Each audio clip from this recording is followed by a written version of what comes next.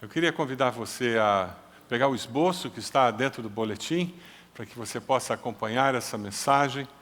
Você que está na internet, você é muito bem-vindo. Eu quero que Deus fale ao seu coração de uma maneira muito especial nessa manhã. Quero que você seja abençoado, que Deus toque na sua vida. Você também pode encontrar o esboço para acompanhar a mensagem e ter registrado o que Deus falou ao seu coração de uma forma muito clara. Vamos falar juntos o Pai Nosso para começarmos essa mensagem? Vamos lá? Pai nosso que estás nos céus, santificado seja o teu nome. Venha o teu reino, seja feita a tua vontade, assim na terra como no céu. Dá-nos hoje o nosso pão de cada dia, perdoa as nossas dívidas, assim como perdoamos aos nossos devedores. E não nos deixes cair em tentação, mas livra-nos do mal, porque teu é o reino, o poder e a glória para sempre. Amém. Porque Deus sempre está pronto a escutar, nós nos tornamos pessoas que falam com Ele e se sentem acolhidas por Ele. E isso faz toda a diferença. Nós falamos com Deus porque nós sabemos que Ele nos ouve. Deus nos escuta em todo o tempo. Por isso que podemos orar em todo o tempo. Essa é a grande verdade da fé cristã. Deus nos ouve em todo o tempo. Davi Hansen faz uma afirmação muito interessante. Ele diz: o amigo não exige que falemos, o amigo cria espaço para que possamos falar. Deus causa a oração, sendo o amigo presente, pronto para escutar. Cria o espaço para falarmos. Quando Jesus nos ensina a orar o Pai Nosso, dizendo Pai Nosso que está nos céus, Ele nos mostra que Deus está no céu pronto a nos ouvir. É Deus quem inicia a oração com a sua disposição para escutar. Deus está sempre pronto para nos ouvir. Ele toma a iniciativa, Ele vem na nossa direção. Ele diz, eu quero ouvir você. Ele toma a iniciativa e envia Jesus. Jesus vem na nossa direção e Ele morre na cruz pelos nossos pecados. Jesus vem como prova do grande amor de Deus. Nós somos perdoados pelo amor de Deus. Nós somos salvos pelo grande amor de Deus. Deus diz, eu quero me relacionar com vocês. E quando Ele toma a iniciativa de vir e perdoar os nossos pecados, o que Ele faz é dizer, é desse jeito que nós podemos nos relacionar de uma forma sadia. Eu perdoo os seus pecados, você tira esse fardo que você carrega e você consegue viver uma vida mais fácil, mais leve. E agora você pode olhar para as pessoas ao redor e dizer, é assim que a gente vive. A gente alivia o fardo das outras pessoas, perdoando os pecados.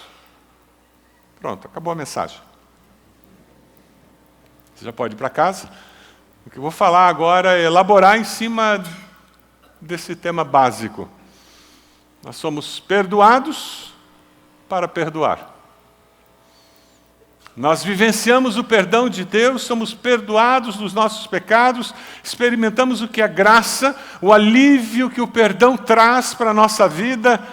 E porque nós somos perdoados e nós experimentamos o alívio que isso traz, quando alguém nos ofende, nós olhamos para a pessoa e dizemos, você não faz ideia do que eu já fui perdoado. É por isso que eu te perdoo. Essa é a essência do que Jesus nos ensina no Pai Nosso. Falávamos semana passada que na segunda metade do Pai Nosso, nós encontramos 3 pedidos relacionados às nossas necessidades básicas, 3 dimensões. Lembram que nós falávamos sobre a dimensão material, espiritual e moral? A primeira é relacionada ao Pai Nosso, ao pão diário, nosso sustento. Depois, a dimensão espiritual é que nós vamos tratar hoje, quando nós estamos falando sobre a dimensão moral, a dimensão da saúde física. Um tratava da saúde material, a outro trata da saúde da alma, a dimensão espiritual. Pai Nosso, Ele perdoa os nossos pecados. Se você olha essa parte do versículo 12, capítulo 6, perdoa as nossas dívidas, você vai até o Evangelho de Lucas, e é um dos evangelhos paralelos a Marcos, e você vai encontrar que Lucas, porque ele não escreve para judeus, ao invés de falar em dívida, que era o jeito normal do judeu falar, ele vai usar pecados, e Lucas diz, perdoa-nos os nossos pecados, ao invés de perdoa-nos as nossas dívidas. Ele quer que as pessoas entendam bem o que Jesus estava dizendo. Mas na essência é perdoa-nos os nossos pecados, assim como nós perdoamos aqueles que pecaram contra nós. Você precisa pedir perdão a Deus pelos seus pecados? Você precisa acertar as contas com Deus? E talvez você diga, pastor, eu nunca matei ninguém, eu nunca roubei, eu nunca fiz nada assim grande.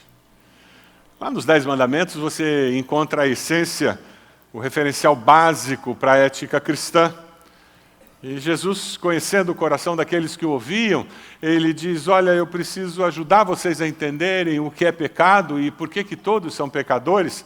Ele disse, pecado é muito mais do que fazer ou não fazer. Você tem que entender que existe algo vinculado à intenção do coração humano.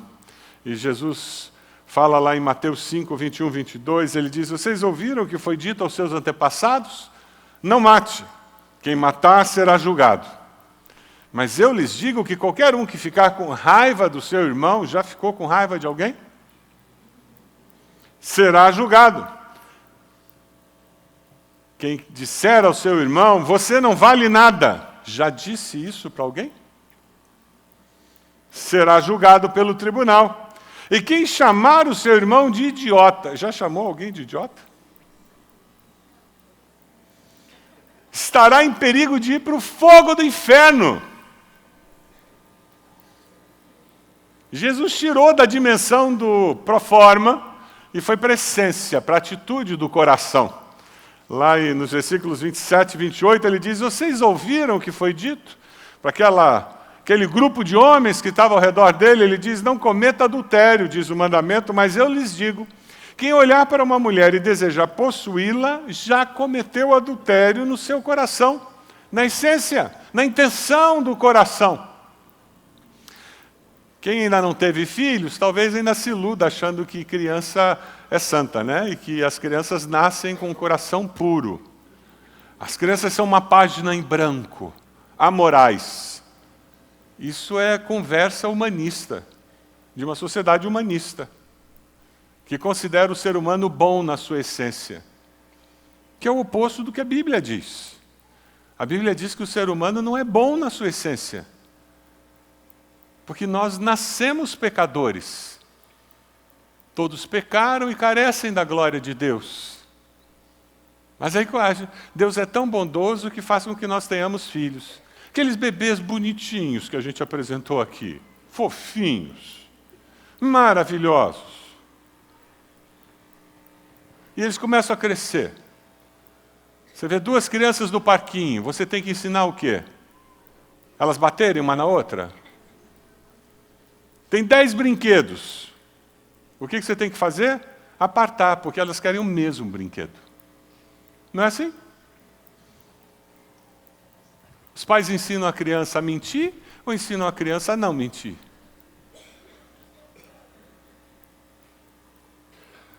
Por mais lindo que seja o seu filho, lamento informar, é tão pecador quanto você. Eu já contei aqui a história de uma mãe que escreveu um artigo. Ela disse, eu tinha convicção plena que nós nascíamos uma página em branco e que nós nos transformávamos em pessoas que faziam o mal como influência da sociedade, até o dia que eu me tornei mãe. E aquela coisa linda, bochechuda, cor-de-rosa, cabelo louro, olhos azuis, que eu tinha, que eu achava uma coisa preciosa, que estava sendo criada num ambiente de amor, encharcado de amor, que estava sendo estimulada com palavras positivas. não estava sendo prejudicada, traumatizada, não ouvia não. Já ouviu esse discurso em algum lugar? Já ouviu? E ela disse, num determinado dia, eu estava alimentando aquela doçura, dando uma sopinha para ela, só de vegetais orgânicos.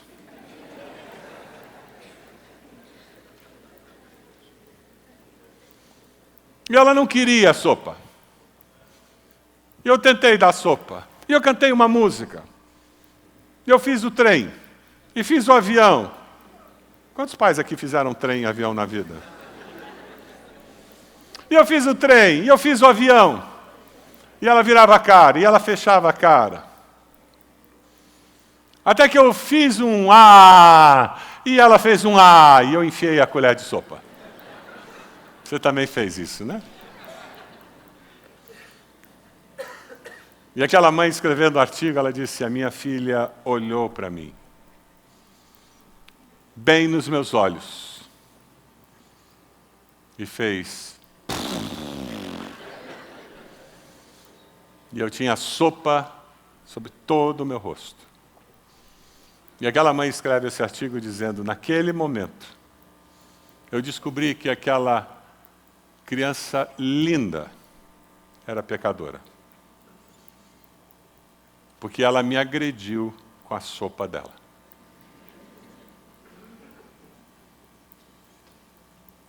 É por isso que a Bíblia diz que todos nós somos pecadores. Pecado, na realidade, na sua essência, é essa autossuficiência, essa decisão do ser humano, eu faço o que eu quero, quando eu quero e ninguém tem nada a ver com isso. Já teve esse sentimento? Não dou satisfação para ninguém, meus pais que se danem, Deus que se dane, meu patrão que se dane, meu vizinho que se dane, eu vou fazer o que eu quero e ninguém tem nada a ver com isso. Essa autossuficiência que fez com que Adão e Eva comessem do fruto. O único fruto que Deus disse para eles não comerem de tudo que Deus tinha criado. Mas usando o livre-arbítrio que Deus tinha dado, que era a imagem e semelhança de Deus também. Eles disseram, nós vamos fazer. E fizeram. E nós sofremos as consequências do pecado porque nós tomamos decisões olhando para o nosso umbigo, pensando em nós mesmos, nos colocando no centro do universo, nos colocando como o eixo principal da vida, e a vida gira em torno de nós.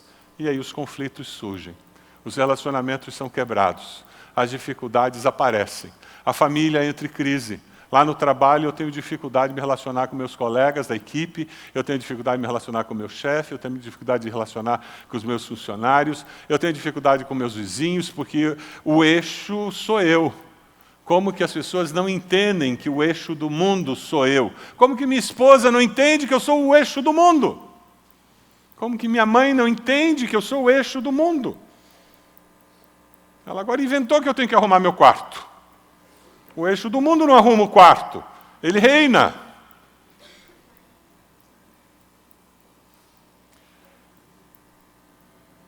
Porque todos pecaram. Todos precisam ser perdoados. Porque os nossos pecados fazem separação entre nós e Deus. Os nossos pecados quebram relacionamentos com o próximo e quebram relacionamento com Deus. Quando Jesus fala sobre perdão no Pai Nosso, Ele está dizendo que nós precisamos de perdão. É verdade. Todos nós precisamos de perdão. Todos nós carregamos fardos nas nossas costas. Fardos da nossa história.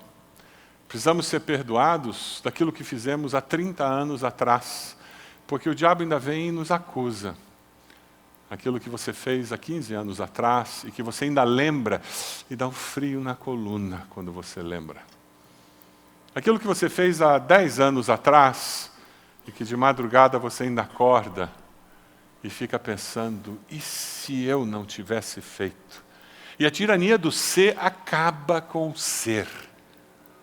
A tirania do ser acaba com o ser, porque o ser nunca existiu e nunca existirá.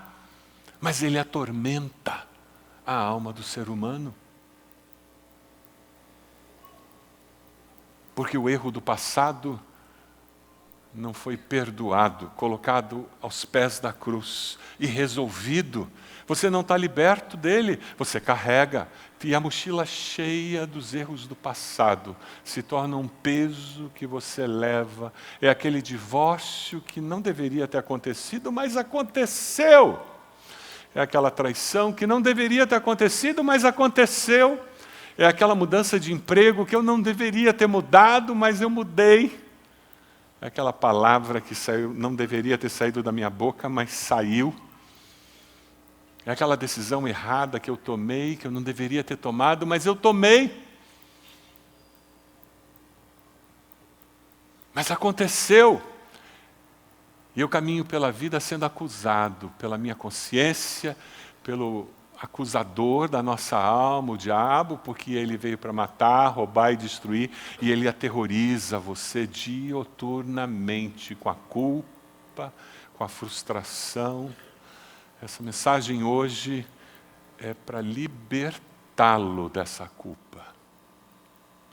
Porque em Cristo Jesus há perdão. Você pode levar aos pés da cruz essa culpa, esse pecado, ser perdoado e liberto. Porque o sangue de Jesus nos limpa de todo pecado. Amém? Sabe, preparando essa mensagem, eu encontrei uma entrevista que foi feita com a Margarita Lasky, uma romancista e crítica inglesa, crítica de literatura inglesa, que no século passado ela fez fazendo uma entrevista. Ela era ateia, ela não cria em Deus, não cria no cristianismo, crítica inclusive do cristianismo. Numa entrevista de televisão ela fez uma afirmação muito interessante. Falando sobre cristianismo, sobre fé e Deus, ela disse, olha, eu não acredito em nada disso, mas o que eu mais invejo nos cristãos é o perdão que eles recebem. Eu não tenho ninguém para me perdoar. Ou seja, eu caminho pela vida carregando meus erros do passado e eu não tenho ninguém para virar e dizer, me perdoe, resolva esse fardo que eu carrego do meu passado. Você tem, eu tenho, aleluia. Nós não precisamos caminhar pela vida com a mochila cheia dos nossos pecados. Nós podemos depositar esse fardo aos pés da cruz. O salário do pecado é a morte, a consequência do pecado é a morte, mas o presente gratuito de Deus, o presente de graça que Deus nos dá é vida eterna em Cristo Jesus. Ele nos liberta, Ele nos dá uma nova vida, uma vida eterna que começa aqui. Você se arrepende dos seus pecados, você confessa o seu pecado e diz, Deus, eu quero começar de novo. Eu quero fazer tudo de novo, eu quero escrever uma nova história. A Bíblia diz que se alguém está em Cristo, é uma nova criatura, as coisas velhas já passaram, eis que tudo se fez novo. E Deus diz, vamos começar tudo de novo. O nosso Deus é o Deus do recomeço. Amém? Algum tempo atrás, a Record fez uma novela contando a história do rei Davi. Eu não sei quantos aqui viram. E tem um trecho daquela novela que eu achei muito interessante. Eu pedi para a nossa comunicação cortar um pedaço. O rei Davi, ele é responsável por adulterar com uma mulher que era casada, por levar o esposo dela a um campo de batalha para ser morto. O rei Davi faz com que ela venha morar na sua casa, ele mente e ele se envolve, porque a Bíblia diz que um abismo chama outro abismo. E quando você peca, e se você não confessa o pecado, você acaba pecando mais para esconder o pecado. E esse é o momento em que o profeta Natã procura Davi e o confronta com a sua iniquidade, com a sua inconsistência. Davi sofreu as consequências do seu pecado. Seu filho morreu, depois de uma luta tremenda. E isso acontece conosco. É por isso que nós temos que viver com temor e tremor. E avaliarmos muito bem como vivemos e os valores que norteiam as nossas decisões. Porque os nossos pecados afetam as nossas vidas e a vida daqueles que estão ao nosso redor. Nós não somos uma ilha. Nós podemos abençoar ou amaldiçoar aqueles que estão ao nosso redor. Mas o Deus que nós servimos é um Deus de graça e de misericórdia. Que quando nós nos arrependemos, Ele nos perdoa e nos ajuda a curar as feridas da alma, produzidas pelo nosso pecado. Foi isso que aconteceu com Davi. Deus ainda o abençoou com mais filhos. O filho Salomão se tornou o filho no lugar dele, reinou. Deus o abençoou de uma forma que ele prosperou depois disso. Ele continuou servindo ao Senhor. Ele escreve o Salmo 32, falando sobre o que aconteceu na sua alma, depois de toda essa noite escura de dor, sofrimento e arrependimento. Ele diz: como é feliz aquele que tem suas transgressões perdoadas e seus pecados apagados. Como é feliz aquele a quem o Senhor não atribui culpa e em quem não há hipocrisia. Então reconheci diante de ti o meu pecado e não encobri as minhas culpas. Eu disse: confessarei as minhas transgressões ao Senhor, e tu perdoaste a culpa do meu pecado. Você já pediu perdão a Deus pelos seus pecados? Você já recebeu esse perdão de Deus, que não apenas alivia o fardo da culpa, mas dá poder para reconstruir a vida apesar do seu passado? Esse é o Deus que nós servimos, o Deus de graça. Por isso Jesus morreu na cruz, para carregar o peso do nosso pecado. Você pode viver com a certeza de que a vida de perdão e de graça. O nosso Pai Celeste é um Deus perdoador. Amém? É com essa segurança que nós vivemos. E quando nós aprendemos sobre o perdão e vivemos, experimentamos o ser perdoado por Deus, fica mais fácil nós pedirmos perdão e perdoar. Quem é perdoado pelo Pai, aprende a perdoar. É por isso que Jesus fala: perdoa as nossas dívidas, assim como perdoamos aos nossos devedores. Se eu não consigo perdoar as pessoas, se eu não consigo pedir perdão, é porque eu não entendi e não experimentei o perdão do Pai. Porque o perdão recebido quebranta o meu coração. O perdão recebido quebranta o meu coração. Você acha difícil perdoar alguém? Você acha difícil pedir perdão a Deus? Você consegue imaginar o coração de uma filha abusada pelo pai desde os 5 anos, que precisa perdoá-lo para viver? Você consegue imaginar o coração de um filho negligenciado pelo pai a vida inteira e que precisa perdoá-lo para conseguir viver? Você consegue imaginar o coração de uma esposa que descobre que o marido tinha uma amante ou que tinha uma família com filhos e ela deve perdoar para conseguir viver? Você consegue imaginar o desafio de um homem que perde a empresa, traído pelo próprio irmão de sangue? E ele deve perdoá-lo para conseguir viver? Essas e tantas outras experiências vividas por pessoas como eu e você. Pessoas que são desafiadas nessa vida de dor e sofrimento, a lutar com dívidas morais que causam quebra de relacionamento, causam amargura, ira, causam tantos sentimentos dentro de nós. Pastor Márcio Tunala, num artigo que ele escreveu e postou no seu blog, ele faz uma afirmação que eu achei muito pertinente e eu compartilho com vocês. Ele diz: nós não podemos ser simplistas e dizer que é fácil perdoar ofensores.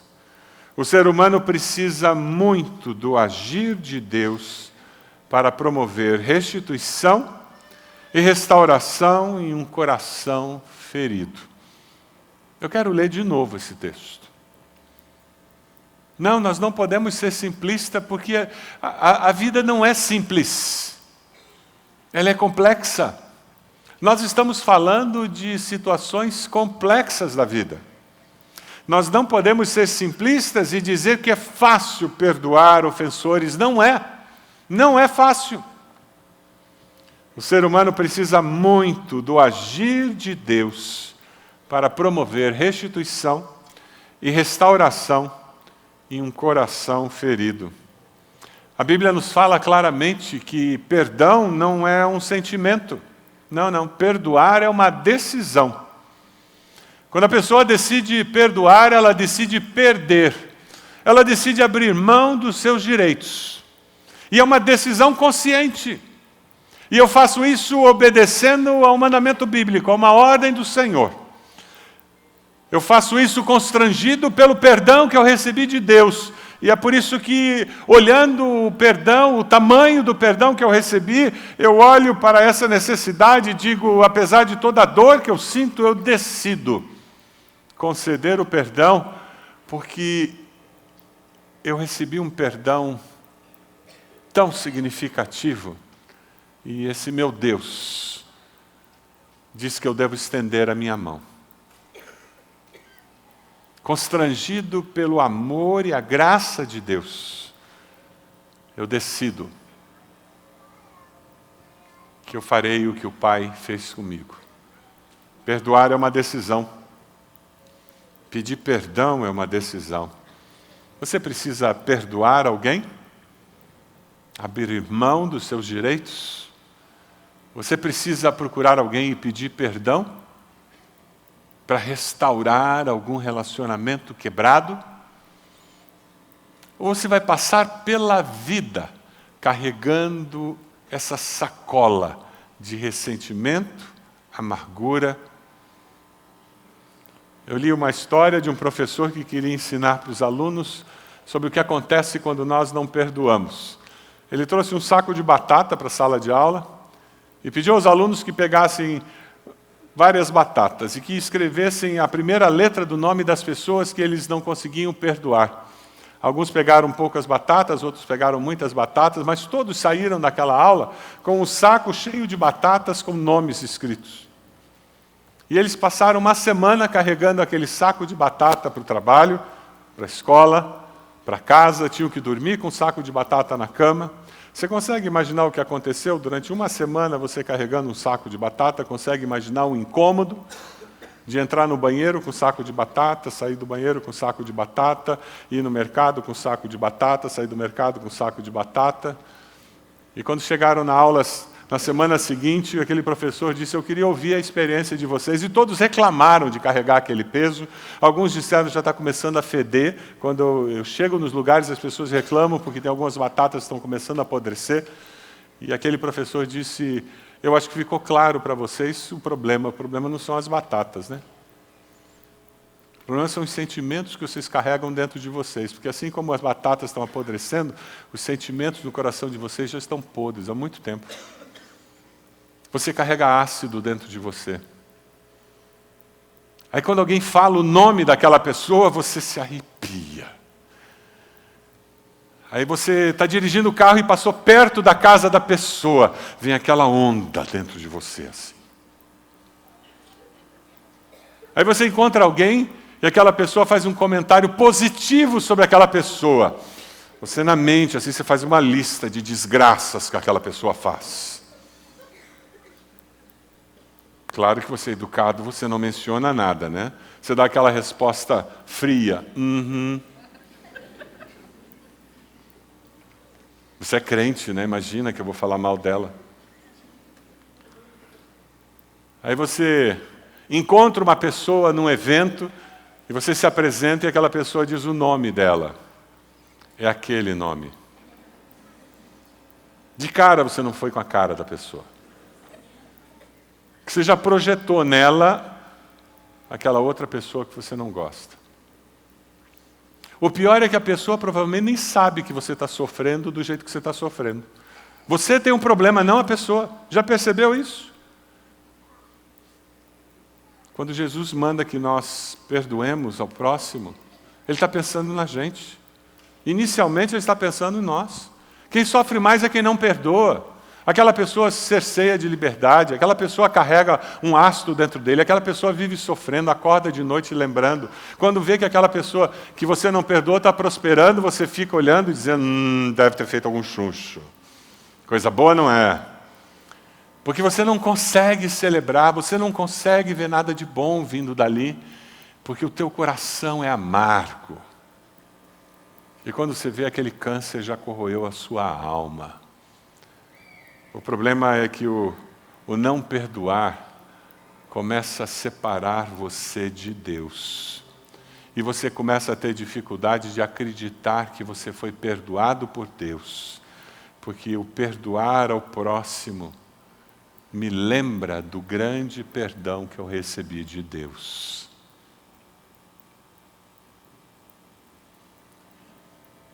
Quando Jesus termina de falar sobre a oração do Pai Nosso, lá no mesmo capítulo, versículos seguintes, sabe o que ele faz? Ele dá uma reforçada nesse tema. É interessante. E ele diz, pois se perdoarem as ofensas uns dos outros, o Pai Celestial também lhes perdoará. Mas se não perdoarem uns aos outros, o Pai Celestial não lhes perdoará as ofensas. Deus perdoa somente ao arrependido. Uma das principais evidências do verdadeiro arrependimento é o Espírito perdoador. Você se arrependeu mesmo dos seus pecados? Quer ter certeza disso? Verifique a sua capacidade de perdoar aos outros.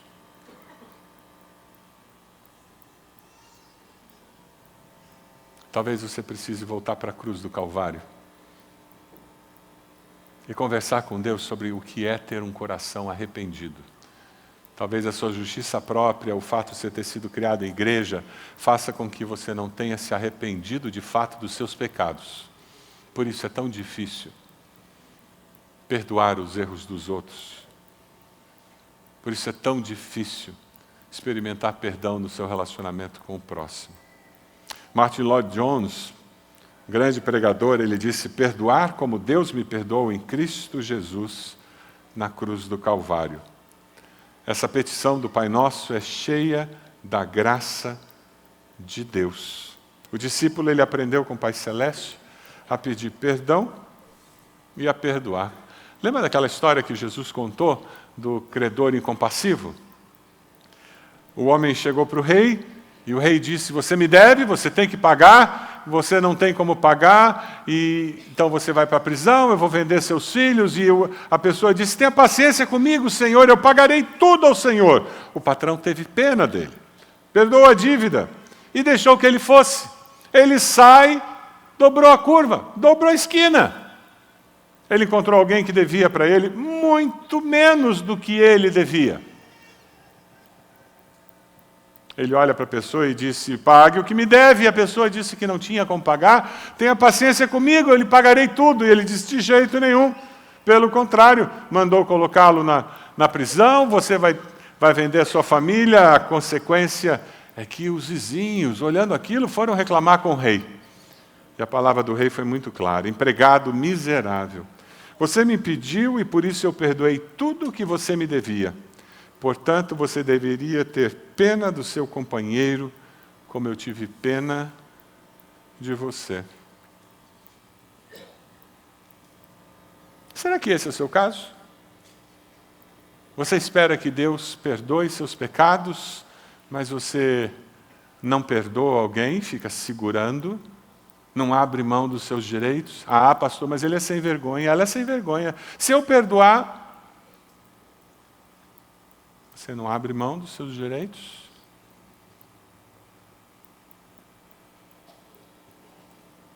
Você não é sem vergonha? Quantas vezes você já pecou contra Deus?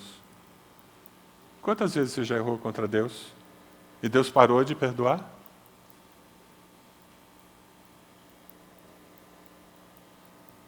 A falta de perdão bloqueia as nossas orações,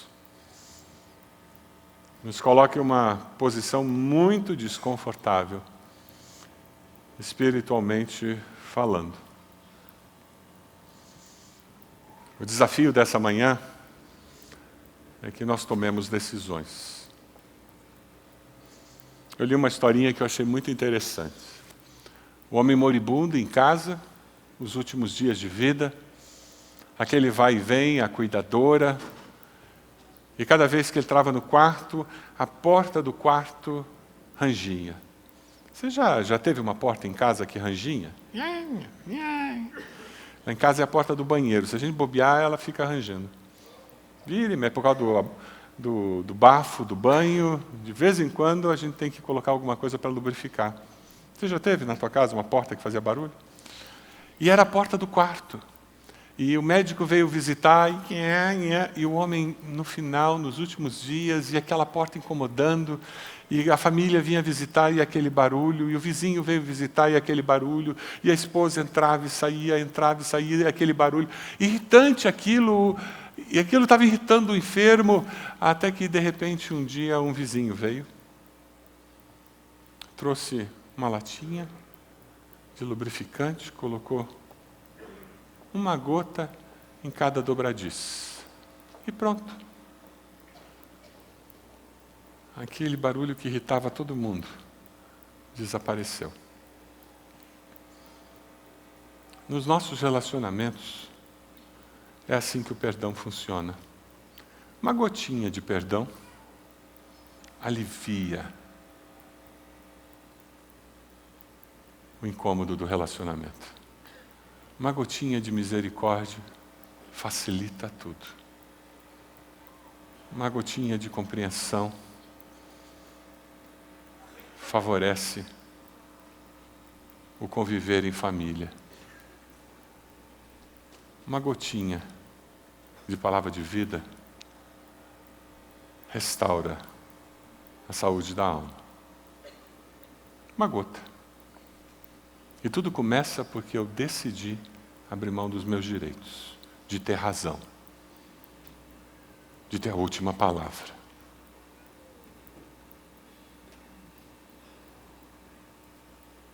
Você não tem controle sobre a vida de ninguém, só porque você deixou de perdoar alguém.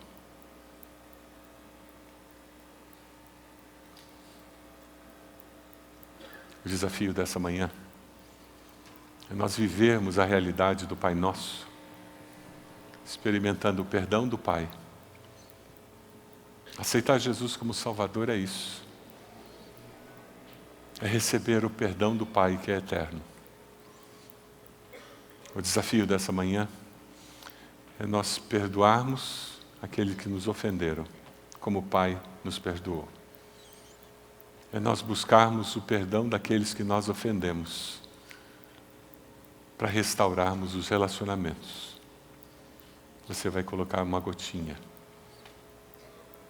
aonde os relacionamentos estão travados, fazendo barulho, porque o pecado está prejudicando. Você pode abaixar a sua cabeça? Momento seu com o Senhor. Eu queria falar com você que ainda não recebeu esse perdão de Deus. Queria desafiá-lo a fazer uma oração muito simples, em que você abre a sua vida para que esse perdão tome conta da sua existência. Diga assim: Senhor meu Deus, eu me arrependo dos meus pecados, eu te peço perdão. Toma minha vida em tuas mãos. Eu confesso Jesus como meu Senhor e Salvador. Eu aceito o perdão dos meus pecados. E eu quero viver uma nova história. Eu coloco todo o meu passado aos pés da cruz. E eu quero escrever um novo futuro. Você fez essa oração? Levante a sua mão onde você está, dizendo: pastor, eu orei assim, eu quero começar uma nova história. Amém. Mais alguém? Levante a sua mão onde você está, dizendo: graças a Deus. Eu estou vendo ali. Graças a Deus, graças a Deus, graças a Deus. Aqui desse lado, mais alguém? Levante a sua mão onde você está. Mais alguém? Mais alguém? Desse lado aqui. Graças a Deus lá no fundo, já vi. Graças a Deus, graças a Deus. Mais alguém? Graças a Deus, essa senhora. Mais alguém? Graças a Deus, graças a Deus. Mais alguém? Levante sua mão. Onde você está? Dizendo, pastor, eu orei hoje. Eu quero ir até a cruz de Cristo. Eu quero o perdão de Deus. Eu quero começar uma nova história na minha vida. Levante a sua mão. Pastor, eu fiz essa oração. Levante a sua mão. Onde você está? Aqui desse lado. Mais alguém? Levante a sua mão. Onde você está? Mais alguém? Momento especial. Momento especial.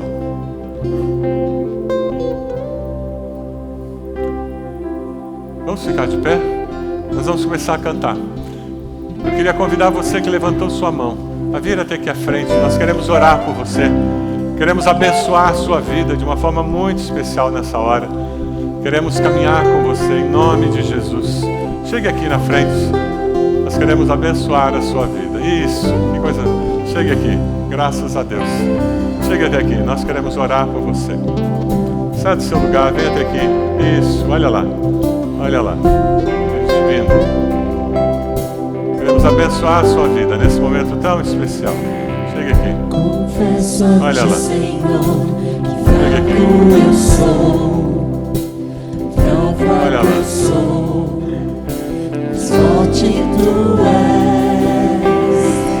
Eu venho a ti, Senhor, sem nada pra dar. Só quero pedir, vem, ajuda-me, ó Deus. Graças a Deus, graças a Deus. Olha lá. Há um casal aqui, olha lá. Eu preciso de líderes de célula aqui, por favor, me ajudem.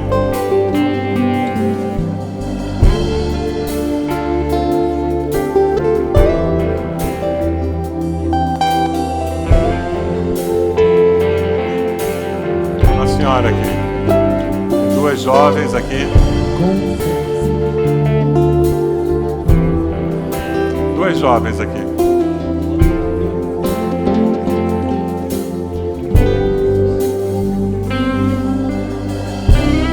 Confesso-te, Senhor, que fraco eu sou.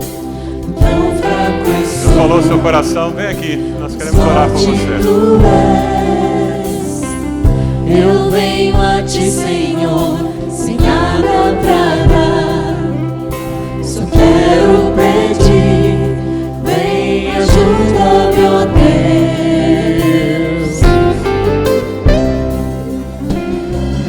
Um coração quebrantado e humilde não rejeita, Senhor. Estenda a mim tua graça e deixe teu amor fluir. Por misericórdia nós clamamos. Eu queria estender agora o apelo a você. Quem sabe tem uma pessoa que Deus tem trazido à tua mente. O Espírito Santo está falando, você precisa colocar uma gota de perdão, uma gota de misericórdia, de restauração no relacionamento. Eu quero convidar você a sair do seu lugar e vir até aqui. E nós vamos orar por você, para que Deus faça essa obra de restauração, de reconciliação. Sai do seu lugar, vem até aqui. Talvez uma pessoa que você precisa perdoar, uma pessoa que você precise pedir perdão a ela. Sai do seu lugar, vem até aqui, nós vamos orar por você. Chegue aqui. Nós vamos terminar esse culto intercedendo por você. Peça permissão à pessoa do lado. Vem até aqui. Um relacionamento que precisa ser restaurado lá na sua família. Você vai interceder por essa pessoa, pedindo restauração. Lá no seu trabalho, na vizinhança. Deus sabe onde. Quem sabe lá no seu pequeno grupo. Quem sabe aqui na igreja. Em algum lugar Deus precisa fazer uma obra. É um relacionamento que precisa estar... Está complicado, a coisa não está fluindo, não está bom, não vai bem. Talvez no meu casamento, lá em casa, não está bem. Eu preciso que Deus faça as coisas fluírem com mais tranquilidade, com mais liberdade. Eu preciso que Deus faça algo novo. Vamos orar. Venha até aqui, nós vamos orar por você, pedindo a bênção do Senhor nesse relacionamento.